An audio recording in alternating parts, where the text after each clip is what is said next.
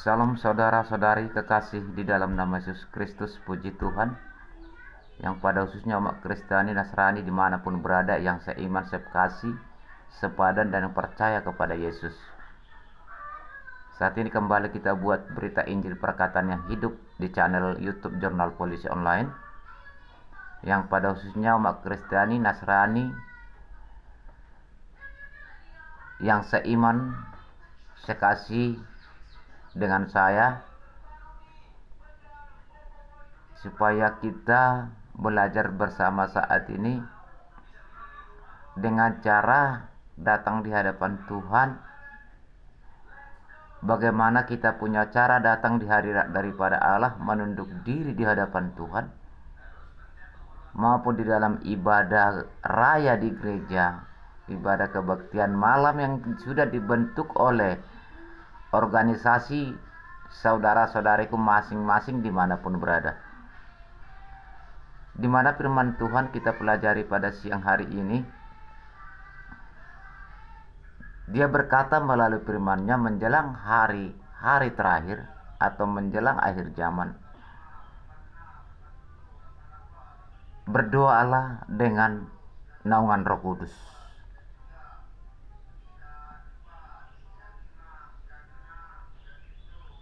Menurut firman daripada Tuhan, di mana akhir zaman sudah mulai suatu kenyataan yang terjadi di bawah kolong langit dan di atas bumi ini. Gelora dunia mungkin kita sudah memahami dan pencermatan secara matang apa yang terjadi saat ini di bawah kolong langit dan di atas bumi ini. Itulah yang dikatakan menjelang hari-hari terakhir, atau dikatakan menjelang akhir zaman. Sebab itu Tuhan Allah Yesus Kristus yang kita percaya, Allah yang luar biasa dalam kehidupan kita, memesankan kepada kita supaya kita semakin mengerti datang di hadapan daripada Allah, berseru berserah, menunduk diri di hadapan daripada Allah. Naungan ibadah raya, naungan ibadah kebaktian malam, bahkan di rumah kita pribadi lepas pribadi. Mari belajar menundukkan diri kepada Tuhan dan percayakan dengan naungan Roh Kudus daripada Yesus Kristus. Sebab itu saudara-saudariku, marilah percaya dalam naungan firman Tuhan. Sebelum kita masuk karena firman Tuhan, menunduk diri dulu kita, saudara-saudariku. Segala puja-puji, syukur, hormat, kemuliaan daripada Allah, mengucap syukur segala lawatan penyertaan-Mu. Ajari kami Bapa semakin dewasa mengerti menyembah Engkau, menghadapi suasana gelora dunia menjelang hari-hari terakhir dan akhir zaman ini. Kami belajar firman daripada Allah, menginginkan roh pengertian pengajaran daripada Tuhan, hikmat karunia daripada Yesus Kristus, melalui kuasa naungan Roh Kudus daripada Allah. Jamah kami semua Tuhan, maupun menonton video ini, hikmati semua dan berkati. Hanya di dalam Bapa, Putra dan Roh Kudus kami belajar firman daripada Allah, hikmat karunia daripada Engkau terurah bagi kami atas permohonan. Haleluya. Kami belajar firman Tuhan. Haleluya. Amin.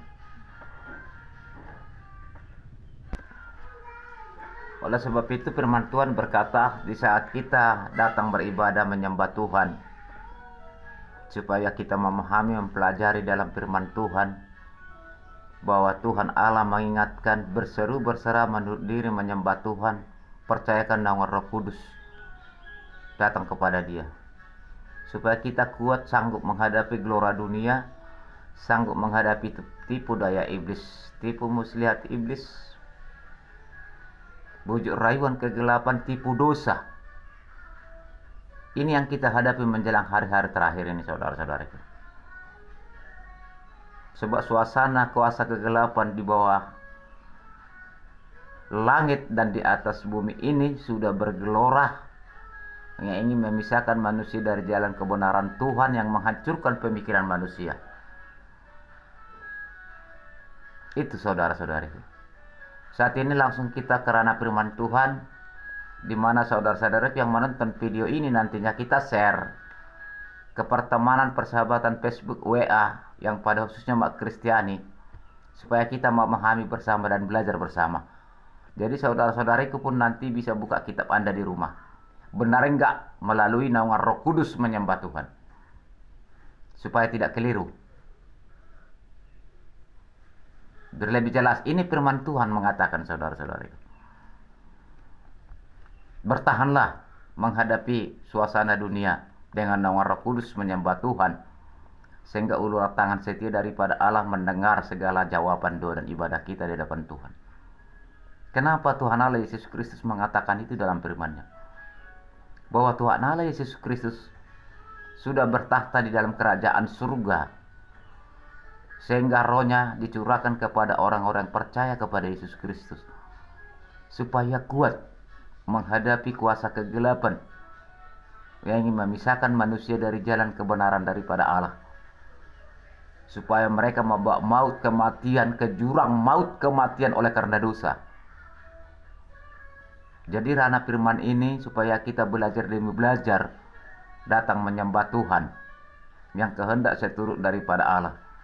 Memang manusia tidak luput dari segala kekurangan dan kesalahan dan dosa di hadapan Tuhan.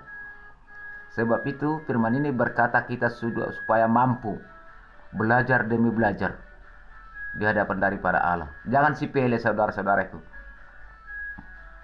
Jangan kita pikir di bawah kolong langit dan di atas bumi ini kita selagi masih hidup enak.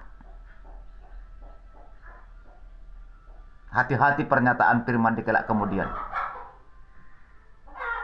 Susah senangnya di dunia ini jangan kita merasakan enak. Setelah Tuhan memanggil kita memisahkan manusia, roh kita dipisahkan dari tubuh kita, ya katakan maut kematian, kita akan menghadap tahta panggilan Tuhan. Harus kita pertanggungjawabkan di dalam kehidupan kita di dalam dunia ini. Sebab itu kita belajar, saudara-saudari. Aku mengajak saudara-saudariku dengan saya. Mari kita saling memahami. Tidak ada kepentingan pribadi saya, saudara-saudariku. Bahkan saya banyak pengorbanan, banyak korban, saudara-saudariku. Tapi aku percaya, biarlah hanya Tuhan Yesus mencukupi segala bebanku. Ini menjadi momen bagi saya. Ini adalah pesan-pesan daripada Tuhan. Pesan-pesan daripada Tuhan kepada kita semua yang pernyataan sesuai dengan firman-Nya bahwa menjelang akhir zaman berdoalah dengan naungan Roh Kudus. Sudah saya bilang tadi, biar lebih fakta, biar lebih realita.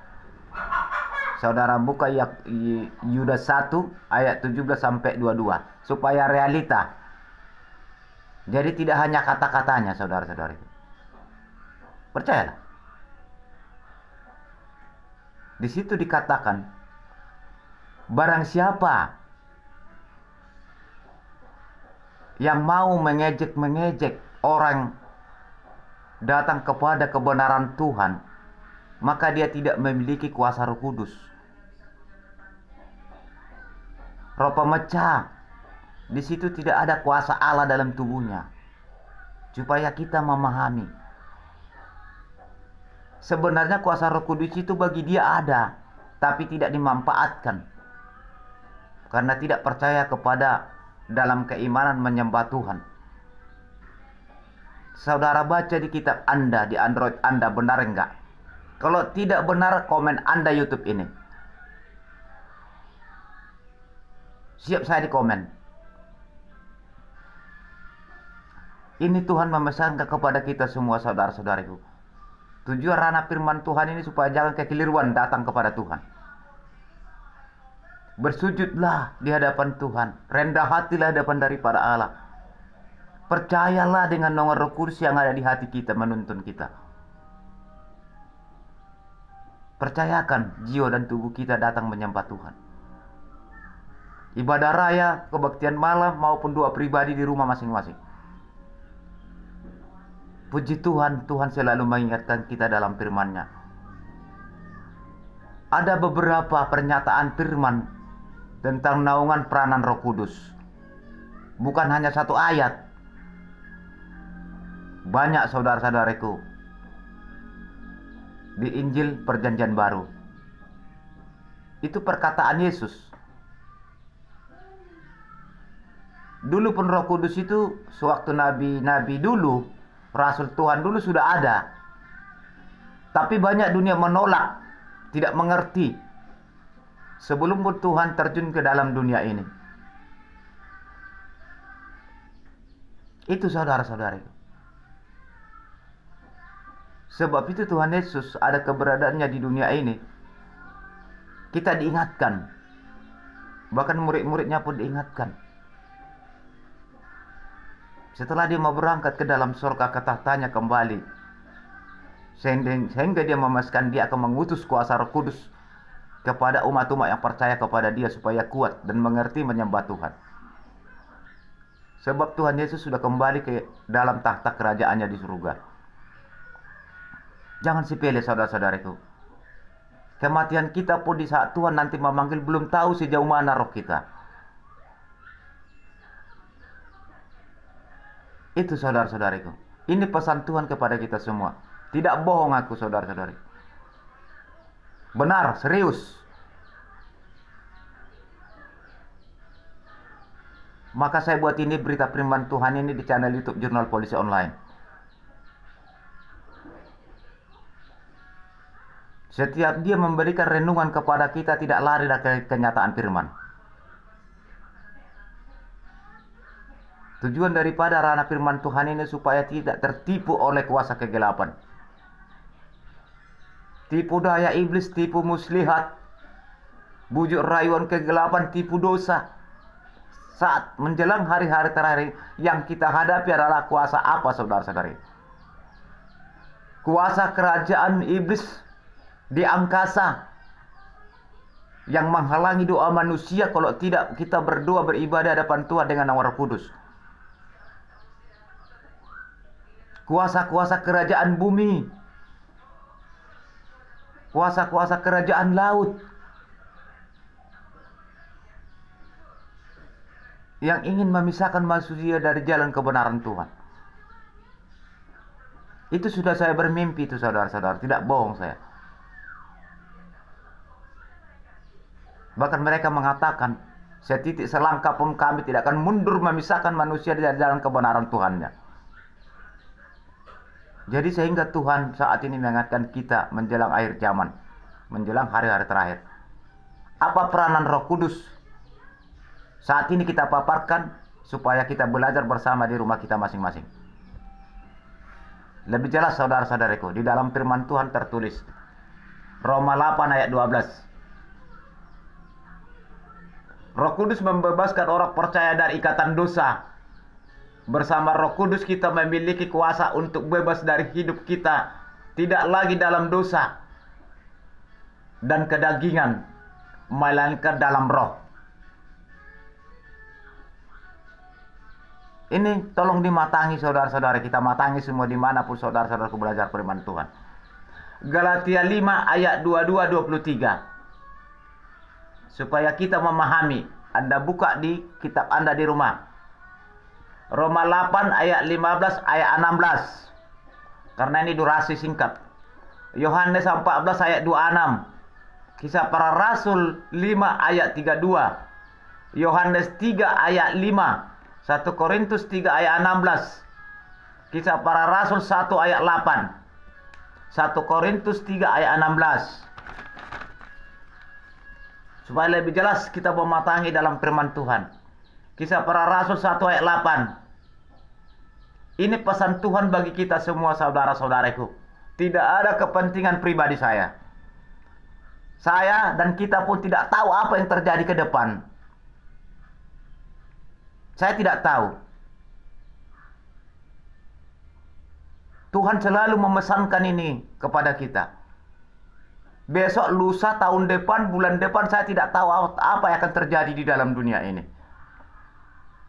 Saya bingung, saya kaget. Saya tidak bohong, demi Tuhan Allah yang hidup. Coba lihat terjadi suasana sekarang. Masuk daripada firman Tuhan, masuk daripada Tuhan. supaya kita umat-umatnya dia selamatkan. Berdoalah dengan nama Roh Kudus dan percaya dan yakin kepada Tuhan dengan hati yang tulus. Berikan waktu kepada Tuhan berdoa, bukan terganggu aktivitas sehari-hari, tidak. Sebab Tuhan masih mencurahkan berkat-Nya kepada umat-umat. Berikan waktu. Tuhan tidak menghalangi aktivitas umat-umatnya mencari berkat daripada Tuhan. Tapi Tuhan berikan waktu. Mari kita berikan waktu kepada Tuhan. Itu saudara-saudari. Supaya kita lebih memahami. Supaya benar-benar, saudaraku di dalam nama Yesus Kristus, mari belajar dengan naungan Roh Kudus daripada Allah dalam keibadahan. Dan belajar firman Tuhan, berdoa, bersujud, berseru. Masih banyak lagi hal yang lain yang tertulis di kitab Injil. Ini masih peranan pertama kita paparkan. Coba saudara buka nanti Yohanes 3 ayat 37. Setelah kita percaya dengan nama Roh Kudus. Matius 7 ayat 7, Lukas 11 ayat 3, Kisah Para Rasul 2 ayat 4. Kisah Para Rasul 4 ayat 31, Kisah Para Rasul 6 ayat 3. Ini kitab firman Tuhan mengatakan, supaya jangan ada kejanggalan di hadapan daripada Allah. Supaya Tuhan jawab doa kita, sehingga hati kita tersentuh naungan Roh Kudus. Kenapa harus naungan Roh Kudus kita berdoa, kata Tuhan? Ada sentuhan Roh Kudus, kita pasti menangis, meneteskan air mata, berdoa, beribadah kepada Tuhan. Kita sadar diri atas segala kekurangan, kelalaian. Sehingga timbul nilai-nilai perkataan kita kepada Tuhan, nilai-nilai perkataan kita kepada Tuhan. Menangis. Sadar kita atas segala kesalahan. Saudara kekasihku di dalam nama Yesus Kristus yang saya iman sekasih sepadan. Ini saya buat tidak ada kepentingan pribadi. Dan tidak ada keuntungan saya.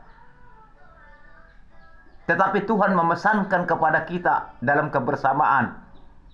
Dan barang siapapun saya share ini Facebook ini, pertemanan saya di WA, saya mohon izin kepada saudara-saudaraku saya iman, tolong dong like ini, share kepada umat sesama, saudara-saudariku, ke keluarga saudara. Tolong di share ini, supaya kita memahami, supaya Tuhan akan menyelamatkan orang-orang percaya kepada Tuhan. Lihat apa yang terjadi saat ini. Banyak sekarang mengaku nabi-nabi.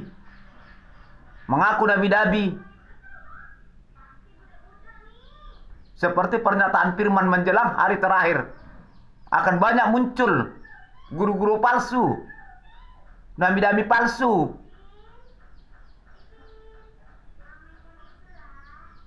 Maksud daripada firman itu kita tidak tertipu daya. Dalam hal itu, roh-roh penyesat. Kenapa Tuhan mengatakan percaya dengan Roh Kudus? Supaya kita sanggup menghadapi itu. Kita mengerti. Sebab ada naungan Roh Kudus daripada Tuhan kepada kita. Supaya kita memahami pada khususnya percaya kepada Yesus Kristus. Kristiani Nasrani. Bahwa Roh Kudus ialah Roh Allah yang kudus. Roh Allah yang kudus tercurah dalam jiwa pemikiran kita dan tubuh kita, yaitu Roh Allah sendiri. Dia curahkan di bawah kolong langit dan di atas bumi ini, sebab Tuhan Allah Yesus sudah berkerajaan di atas tata kerajaannya di surga. Dia sudah turun ke dunia ini menebus dosa-dosa kita. Dia kembali ke tahtanya, sehingga dia sebelum berangkat ke tahtanya, dia mengingatkan umat-umatnya. Percayalah dengan Roh Kudus datang kepada Tuhan Yesus Kristus. Maksud tujuan daripada Allah Yesus Kristus, supaya kita mengerti, datang berseru berserah kepada Tuhan. Supaya tidak tertipulasi, tipu daya iblis, tipu dosa, bujur rayuan, kegelapan. Kadang bisa kita ibadah tertipu.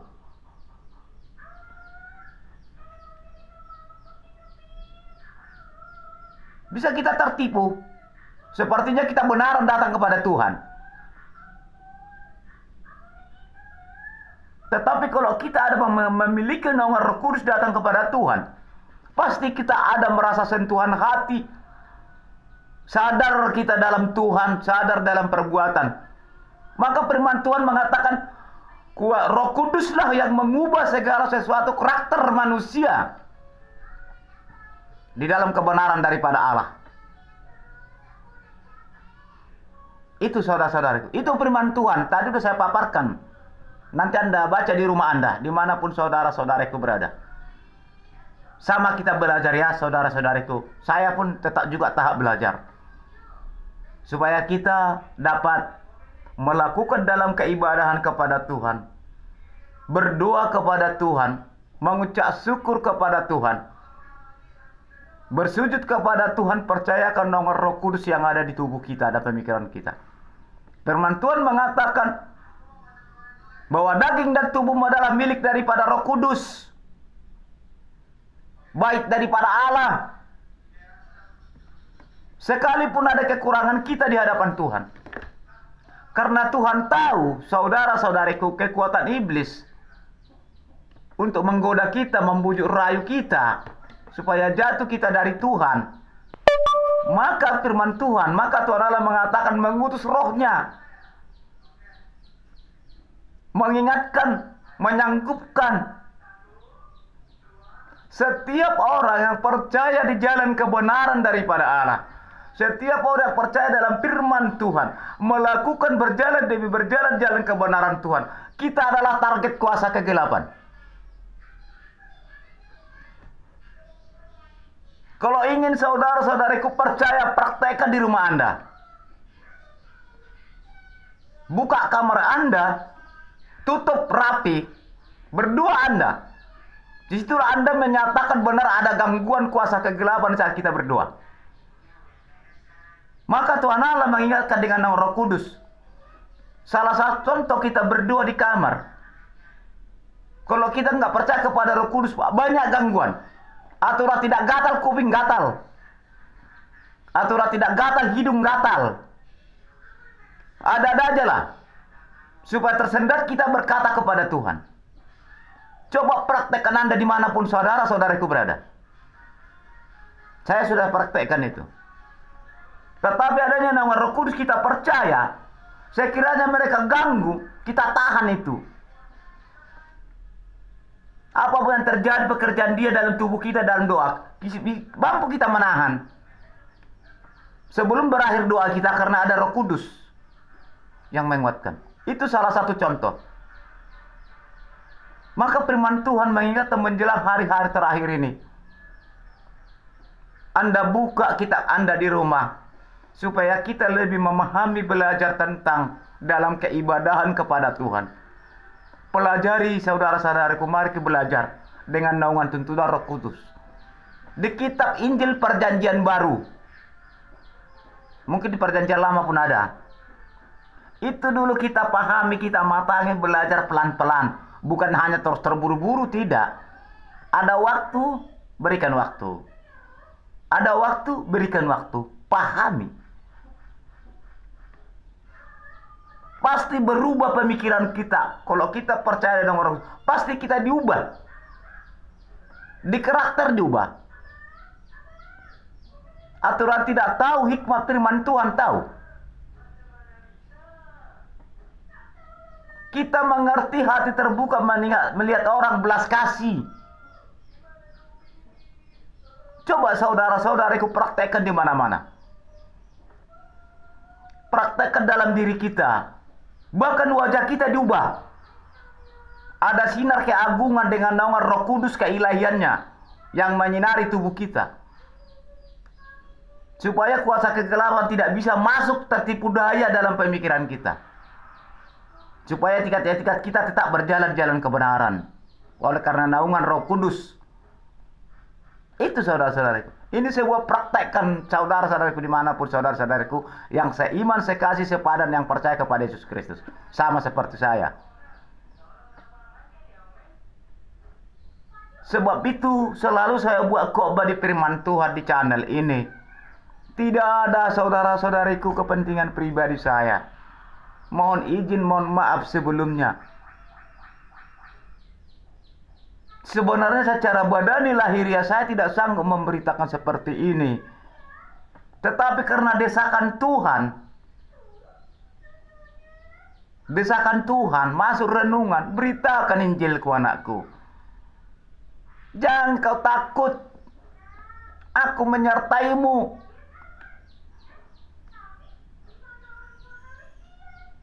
Jadilah engkau menjadi prajurit yang patuh. Tidak memikirkan kepentingan pribadimu. Beritakanlah Injil ini kepentingan bersama. Supaya mereka dapat diselamatkan. Maka saya selalu buat khotbah firman Tuhan di channel YouTube. Kalau saya pikir-pikir nilai duit, nilai mata uang udah banyak saya habis. Menguploadnya, mengesernya. Tapi aku percaya Tuhan mencukupkan, Tuhan membutuhkan berita ini kepada umat-umat supaya percaya. Selalu saya pribadi diingatkan Tuhan. Beritakan Injilku anakku. Padahal sebenarnya ini nggak profesi saya.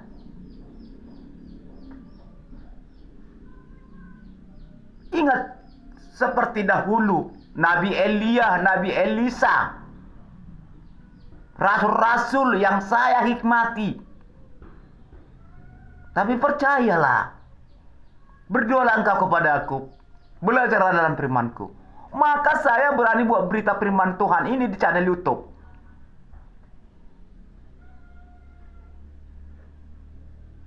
Ini pesan Tuhan. Bahkan bagi seluruh kita pelayan Tuhan, hamba Tuhan dimanapun berada. Mari dong saudara-saudariku, paparkan ini kepada umat-umat Tuhan.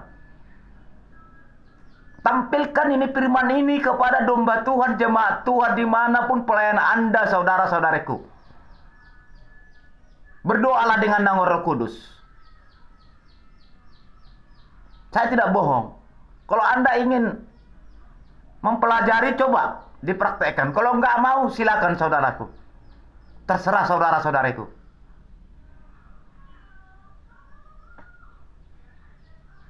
Karena kuasa dunia menjelang hari-hari terakhir. Ini belum seberapa, saudara-saudariku. Yang akan datang nanti bagaimana? Jangan saat ini kita bersenang-senang masih ada di bawah kolong langit, di atas bumi masih Tuhan berikan berkat. Senang-senang, hati-hati. Mengucap syukurlah kepada Tuhan.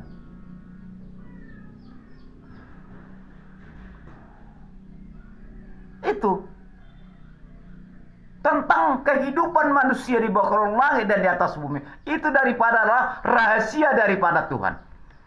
Yang dikatakan rahasia ilahinya, rahasia keajaibannya. Segala ciptaan Tuhan, tumbuh-tumbuhan maupun manusia, makhluk mulia, itu rahasia daripada Allah. Sekalipun pernyataan firman dikatakan dalam firman-Nya usia yang Tuhan berikan berapa puluh tahun. Udah jago 80. Itu firman Tuhan berkata, bahkan yang muda pun Tuhan panggil kok. Anak-anak pun Tuhan panggil kok.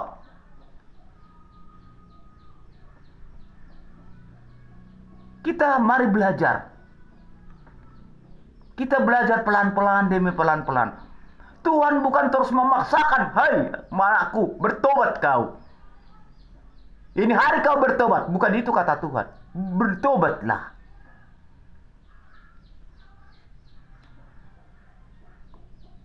Itu.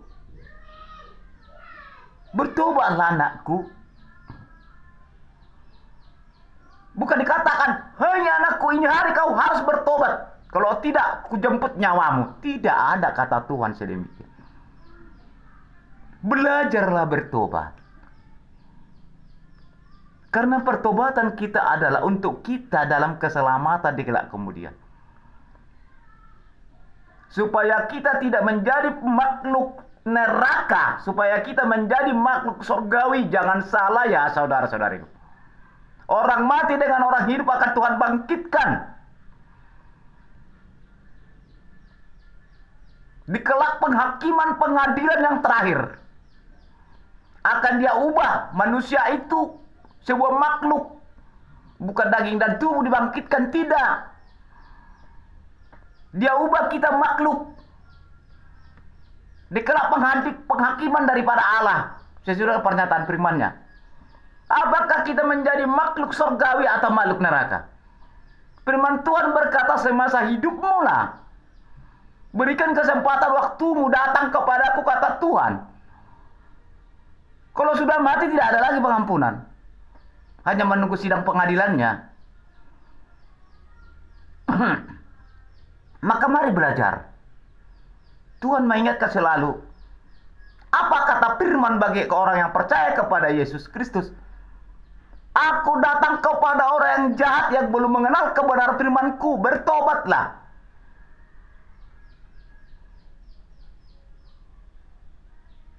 Dialah akan mengerti kerajaan surga, kata Tuhan. Tapi firman Tuhan juga berkata, oh, doa orang benar dijawab Tuhan. Artinya, orang yang jahat bertobat menjadi di jalan yang benar.